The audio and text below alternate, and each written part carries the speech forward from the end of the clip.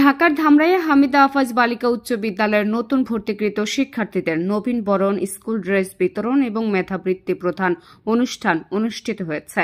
মঙ্গলবার দুপুরে হামিদা আফাজ বালিকা উচ্চ বিদ্যালয় হলরুমে অনুষ্ঠান অনুষ্ঠিত হয়।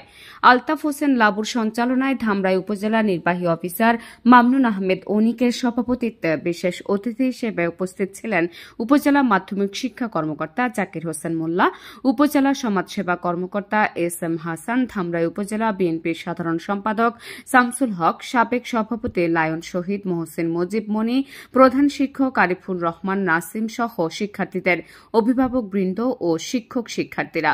এ সময় সাবেক সভাপতি লায়ন শহীদ মোহসিন মুজিব মনির অর্থায়নে নবীন ছাত্রীদের বিনামূল্যে স্কুল ড্রেস ও মেধাবৃত্তি দেওয়া হয়। নাহার নিশি, সিয়ান বাংলা, ডেস্ক রিপোর্ট।